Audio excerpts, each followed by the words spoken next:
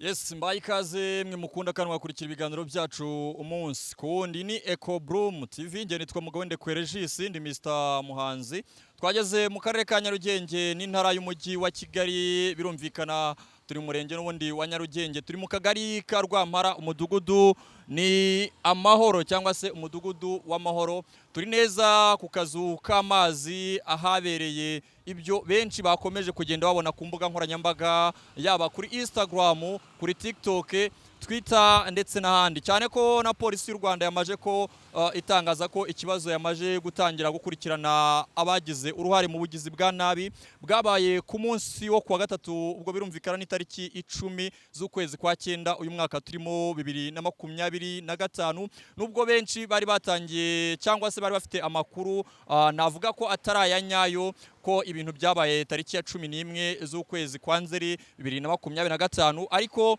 Nyampinga Claudette akaba ari nawe mubyeyi cyangwa se mutegarugori wahohotewe ndetse akabasha gutegerwa hano kuri aka kazu k'amazi ubwo yaratashye mu ijoro cyangwa se ku mugoroba wo kuwa gatatu w'iki cyumweru turimo, n'ubundi akaba ari we watezwe n'abasore bane. Mu kiganiro yagiranye n'umunyamakuru Pionika ku muyoboro wa YouTube channel witwa Free TV Rwanda, yamutangarije ko yaratashye nk'ibisanzwe, hanyuma aha yahagera akahasanga abasore bane, hanyuma bakamuhagarika bakamubaza amakuru nk'ibisanzwe, nyuma aribwo batangiye rero kumwataka, bakamwaka bimwe mu byo yari afite, ariko kandi bakanamuhotera kuko muri video twabonye bigaragara ko harimo umwe wari ufite umuhoro ndetse arimo anamutema cyangwa se agerageza kumukomeretsa kandi bikomeye, nkuko ndaza kubacishirizaho kamwe mu kavideo kagaragajwe na Free TV Rwanda. Afite ibikomere haba hano ku mutwe, ku kaboko ndetse no ku kaguru. Aha rero hari bamwe mu baturage n'ubundi bahakorera kuko ndahabona umwagenti wakorera nubwo ashobora kuba yagiye muri pause, hari n'umukorodiniye nawe usanzwe udodera hano, hakaba kandi n'abasanzwe bavomesha hano ku kazu k'amazi. Muri bamwe rero baganiriye n'umunyamakuru wa Free TV Rwanda, ababashe kumubwira ko hari umwe mu basore bari bahari ndetse ngo unakora akazi k'ubuzamu, bidushobokera turamushaka nawe tumuganirize, ariko turaza no kwegera bamwe muri aba baturage nabo tubashe kubaganiriza, ndetse na Nyampinga Claudette wabuhohotewe cyangwa se wakomerekejwe akanamburwa bimwe mu bikoresho bye. Nimero ye twagerageje kwihamagara twumva ntabwo iriho kuko twayibonye n'ubundi kuri YouTube channel ya Free TV Rwanda ku kiganiro umunyamakuru wa Free TV Rwanda yakoreye hano. Igihe iraza kuba icamo byanga bikunda turaza kuba tumuhamagara tuvugane nawe, cyangwa se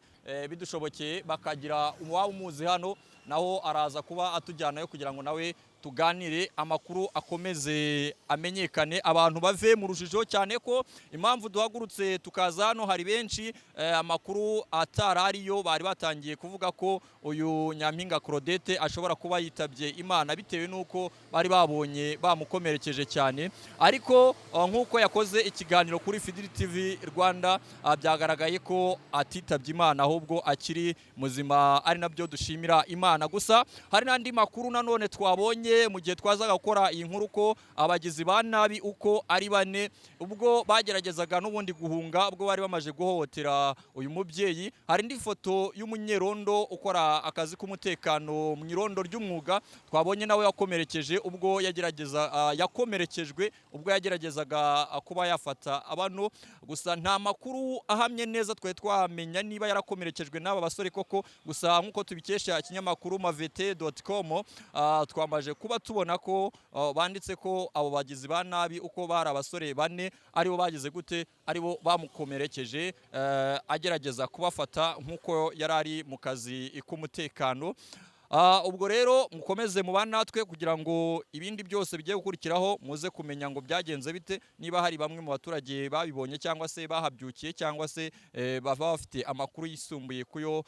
tuba dufite aka kanya bagiye kutuganiriza. Ubwo nitunababura kandi turaza kwegera umunyamakuru Pionika atubwire we wabashe kwagera akanaganira nabo andi makuru yaba aturusha kuri aya. gusa kugeza na n'ubu nta makuru ahamye yaba agaragaza ko bamwe muri abasore bane haba hari umwe wafashwe akaba yatawe muri yombi, nubwo byatangiye guhibiswa ko hari umwe muri bo waba wafashwe akaba yafunzwe, cyane ko biciye ku rubuga rwa X cyangwa se Twitter, polisi y'u Rwanda yari yamaze gutangaza ko yatangiye gukurikirana iki kibazo, ndetse kandi bafite icyizere kuko bari gukorana n'abaturage, byanga bikunda bagomba kugira uwo bafata akaryozwa urugomo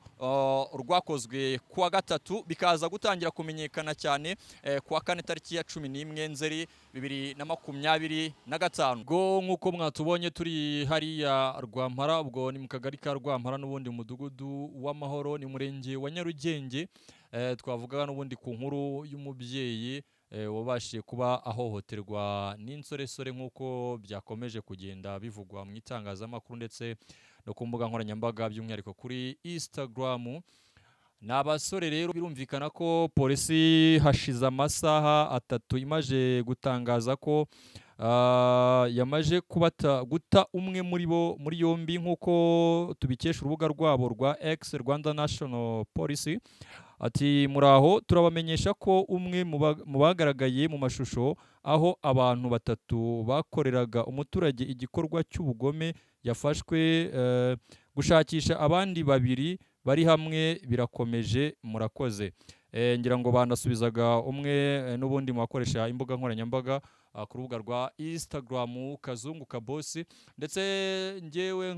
nka Mr Muhanzi cyangwa se nka Eco Bloom TV, n'ubundi twavuye mu rugo rw'umubyeyi akaba yitwa Nyampinga Claudette. Nyampinga Claudette akaba ariyo mazina ye, n'ubundi twavuye hariya mu rugo aho atuye n'ubundi muri uriya mudugudu w'Amahoro. Tubasha kuganira ariko ntiyatwemera ko tumushyira kuri kamera, hanyuma ariko adusobanura ko n'ubundi yari atashye. Benshi ubwo bavuga ko hari hakiri kare, amakuru abaturage nabo batubwiye bakorera hariya bavuga ko byatangiye kuvugwa cyangwa se kiriya gikorwa cyabaye mu masaha y'ijoro, nubwo batari bizeye neza isaha bavuze, nayo mpamvu wenda nirinze kuyitangaza. Ariko ubwo bamwe bavuga ngo hari hakiri kare cyane, babashe kutubwira ko bwari bwije, amasaha yari yagiye. Ariko kubera ko isaha bavuze numvaga nabo bari kwishidikanyaho, nk'umunyamakuru w'umunyamwuga ntago naza gutangaza inkuru isango nyimeshoninge kandi nabo ubwabo batari bayizeye abayimpaye. Ariko nyiri gukorerwa igikorwa kibi cyangwa se ubugome nk'uko polisi ikoresheje iyo nyito, yatuganirije ndetse anatwereka ibikomere bye. Wenda baraza kumfasha bashyiraho akavideo gatoya cyane amafoto, babereke uko bimeze, cyangwa wenda na bamwe mwatangiye kubibona kuri Free TV Rwanda, cyane ko aricyo kinyamakuru wenda cyadutanzeyo kigakora iyo nkuru. Tunashimira cyane Pionika, umunyamakuru abashiye kugerayo, kuko niwe badufashe no kubona adresse yaho, cyane ko ari naho twabashiye kubona nimero y'uyu mubyeyi. Turamuhamagara turavugana. Hanyuma ariko kandi ndetse n'andi makuru yakomeza kugenda ashidikanwaho ko hari umunyerondo wari uje gutabara Nyampinga Claudette wari uri guhohoterwa, nawe akaba yarakomerekejwe n'abo basore. Nayo twamaje kumenya ko ariyo, ndetse n'uwo munyerondo nawe yabashe guhita ajyanwa mu bitaro aravurwa. Aka kanya makuru tuzi neza cyangwa se twemeza duhagazeho, kubera ko twayahawe n'uwo bakorewe rimwe igikorwa cy'ubugome. Claudette yatubwiye ko ubwo bavuganaga cyangwa se ubwo baherukaga kuvugana,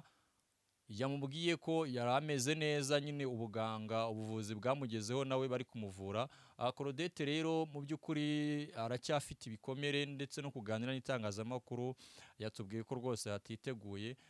Natwe nk'abanyamakuru umunyamwuga turabimwemerera, turavuga ati nta kibazo. Hanyuma ubwo dukomeje kumenya, turaza wenda ubwo polisi iraza kudutangariza amazina y'uwo bamaje gufata. Ubwo bivuze ko n'abandi nabo byanga bikunda, ubwo amazina yabo nayo nibamara gufatwa azatangazwa. Ubwo ni ukuvuga ngo izi aba ari inkuru igikomeza. Iyi ni inkuru igikomeza, ni inkuru ibikiri mu bugenzacyaha cyangwa se no mu iperereza. Byumvikane ko nta byinshi n'ubundi byo kuyivugaho. Twebwe wenda icyo twagira ngo tumare impungenge nuko tuba twageze kuri tele tukaganira n'abaturage, kubera ko impamvu dukorera bene iyi nkuru nuko hari ubwo abantu bashobora kuyadukira bakayigenderaho bakavuga ati n'ubundi byaracitse murabazi babandi bagifata ubuntu budafatika bakabigira ibintu bikomeye cyane bo njya mbita ko ni inyangarwanda bashobora guhita bicara bagatangira ngo si twababwiye ngo mu Rwanda ngo nta mutekano ngo rebangwe nta hantu haba paradizo kiriya ni igikorwa cy'ubugizi bwa nabi kiba cyabaye ntago wafata abantu batatu bagikoze ngo uhite uvuga ngo mu gihugu hose ngo nta mutekano uhari kandi buriya ahantu hatari umutekano aba yarishwe ariko babashije kugira ubutabazi bw'ibanze bukorwa ndetse urumva ko n'inzego z'umutekano zahise zibihagurukira niba batangiye umwe kuri umwe batangiye gutabwa muri yombi bisobanuye ko ubwo batazongera gukora icyo cyaha ko nibatabwa muri yombi byanga bikunda ubushinjacyaha bugakora dosiye bukagera mu rukiko bagahamwa n'icyo cyaha bazagihanirwa kandi nkeka ko wahanwe ntabwo agaruka ngo yongere akore icyo yahaniwe yego so rero ubwo wenda icyo twaba dusorejeho nicyo hanyuma tugategereza andi makuru inzego z'umutekano zirakomeza kugenda zitwapudetinga cyane ko rwose tukomeza no kubashimira kubera ko bari kugenda babikora neza ubwo aya mashusho yatangiraga gucicikana ejo hashize tariki ya 12 11 yatangira gucicikana ku mbuga nkoranyambaga yaba kuri Instagram bahise batabarira igihe bahita banasubiza ko ayo makuru bayamenye ndetse akazi batangiye gukurikirana abari muri ayo mashusho cyangwa se abagaragaye muri ayo mashusho uruhare n'urwanyu mu bitekerezo ubwo muduhe ibitekerezo kuri EcoBroom TV mu nkuru zitandukanye tugenda dukora n'ibindi biganiro by'ubuvugizi n'inkuru zitandukanye njya babwira ubuzima ni igitabo kandi buri gitabo kigira page kandi buri page tuba tugomba kuyisomana na nyirayo niyo mpamvu ubona ko mba nagiye nkasanga iyo page ahiri nkayisoma nyirayo yaboneka nayo tukayisomana hanyuma mukabasha kumenya ibiri muri iyo page ndakubwira ngo buri nkuru igira uyivuga ni nayo mpamvu mpari nka Mr Muhanzi Mugabondekwe Regis umunyamakuru wa EcoBroom TV ndetse abandi no updatinga hirya no hino ku mbuga nkoranyambaga zitandukanye mujye mugenda musoma amakuru agezweho mu buryo bugezweho kandi bwa kinyamwuga twe ntidutwika turatangaza ndetse tukanatangariza igihe yes ubwo rero mukomeze mukore subscribe kuri EcoBroom TV munafungura notification hanyuma munasangiza ibiganiro bitandukanye turi gushyira hano kuri EcoBroom TV kugira ngo mukomeze mutwereke ko muhari kandi mudufitiye icyizere cyo kugira ngo dukomeze tubageze inkuru zitandukanye nkanye nka Mr Muhanzi kane kuri Instagram ndetse na TikTok amakuru niyangenza imyidagaduro n'ibindi bitandukanye mu buzima abusanzwe mubwira ko mpamagara kuri 078851 uramutse ufite amakuru cyangwa inkuru cyangwa se hari ikindi ushaka akunyunganiraho mba mpari cyane nka kwitaba ndetse no kuri WhatsApp uranyandikira nka gusubiza bidagushobokeye ushobora guca kuri Instagram yanjye Mr Muhanzi kane ukafollowinga ukanyandikira kuri TikTok mba mpari bandi on ahantu hose mba mpari kugira ngo mbashe kuganira na buri muntu wese ushaka ko tuganira ndagushimiye cyane rero ukomeze ubane natwe hanyuma Imana ikomeze ikundebera icyoroshye ikomeze gutegura ejo hazaza ukomeze usenge wizere ukore mukura amaboko mu mufuka nyabuneka dore ejo bundi agiye kuza ikitwa igare igare ubwo naryo amakuru yaryo ndaza mu kanya nshobora kugira gutya nkikoza hariya convention center niho nabonye bari gutegura ibintu bikomeye cyane abantu barahadesigninze bikomeye mu mujyi ahantu hatandukanye mwarabonye dudani zatangiye kugenda zikurwamo ni ukuvuga ngo tariki ya 21 kuzamura hazaba haryoshye hano mu Rwanda hazaba haryoshye hano mu Rwanda